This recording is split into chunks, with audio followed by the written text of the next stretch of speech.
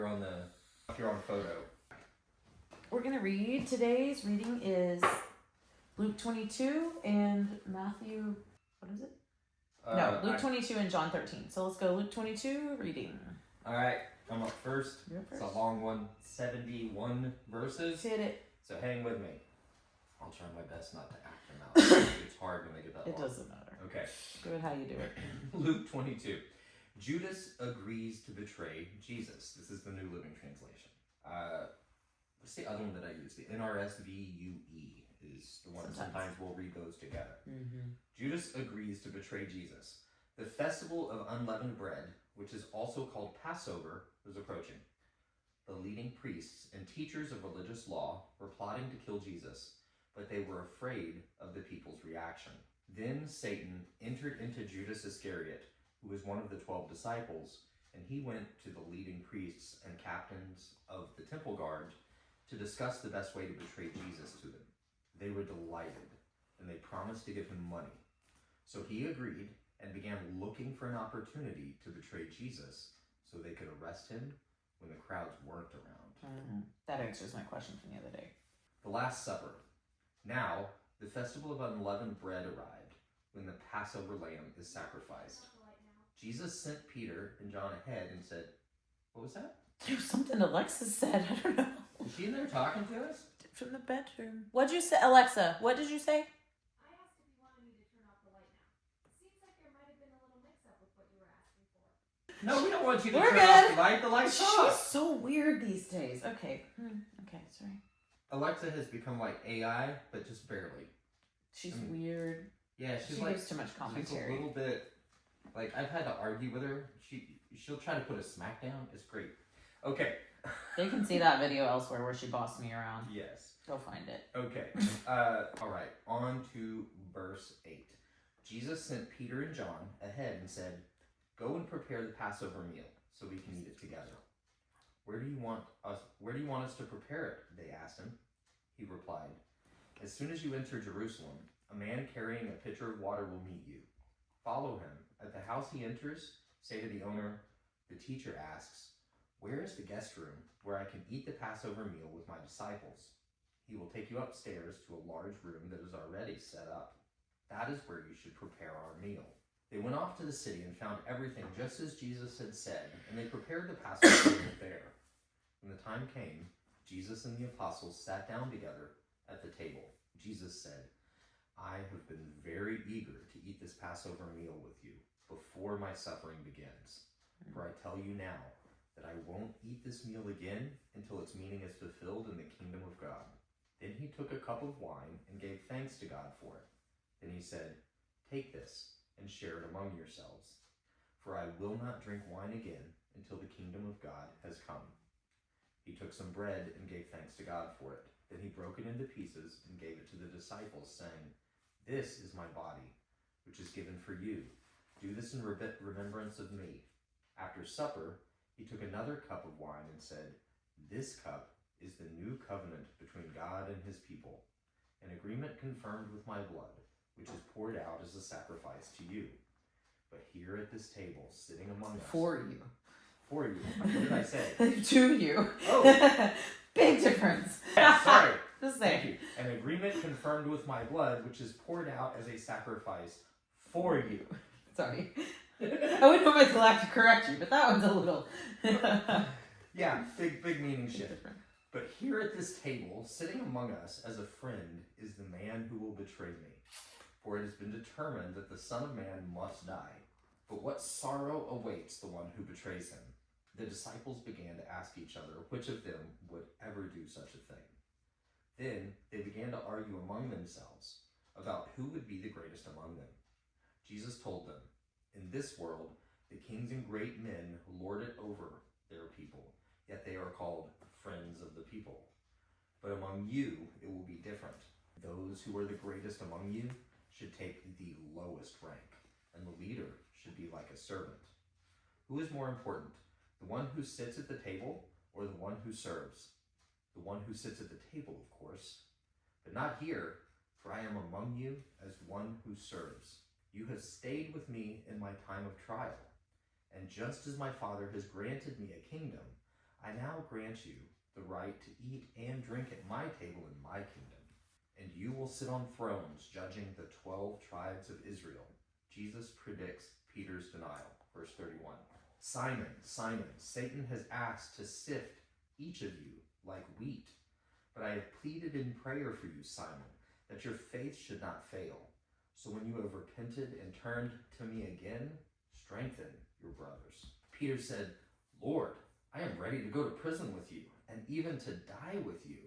But Jesus said, Peter, let me tell you something. Before the rooster crows tomorrow morning, you will deny 3 times that you even know me. Then Jesus asked them, when I sent you out to preach the good news, and you did not have money, a traveler's bag, or an extra pair of sandals, did you need anything? No, they replied.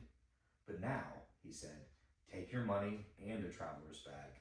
And if you don't have a sword, sell your cloak and buy one.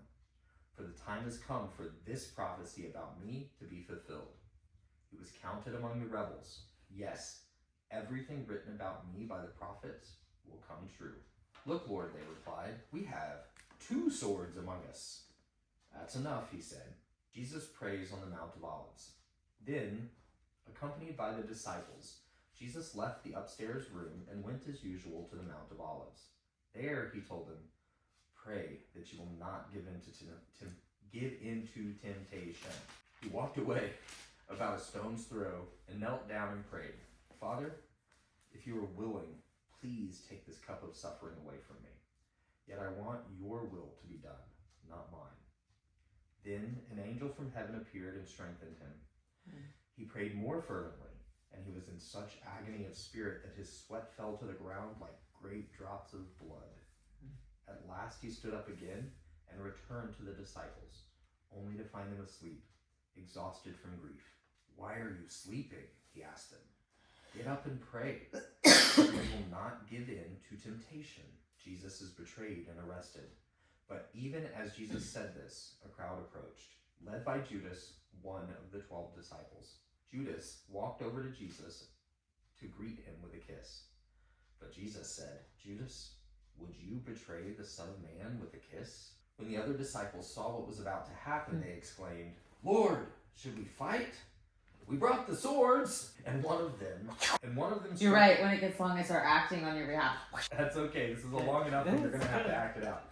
And one of them, I wonder who, struck at the high priest's slave, slashing off his right ear. Wonder who. We'll find out in the next chapter when we read in a minute. I think it's Peter. I think, spoiler alert, Peter. But Jesus said, no more of this. And he touched the man's ear and healed him. Then Jesus spoke to the leading priests, the captains of the temple guard, and the elders who had come for him.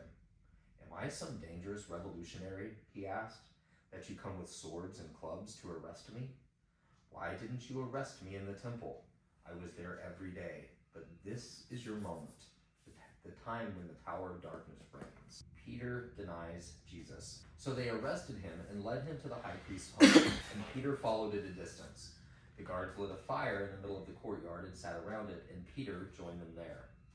A servant girl noticed him in the firelight and began staring at him. Finally, she said, this man was one of Jesus' followers. But Peter denied it. Woman, he said, I don't even know him. After a while, someone else looked at him and said, you must be one of them. No, man, I'm not, Peter retorted. About an hour later, someone else insisted, this must be one of them, because he is a Galilean too. But Peter said, man, I don't know what you're talking about. And immediately, while he was still speaking, the rooster crowed. 3 times. 3 times. At that moment, the Lord turned, which is not actually in this chapter. It doesn't say 3 times. It just says the rooster crowed. No, I'm saying 3 times he denied it. Right, 3 times he denied him. Yes. At that moment, the Lord turned and looked at Peter. Suddenly, the Lord's words flashed through Peter's mind.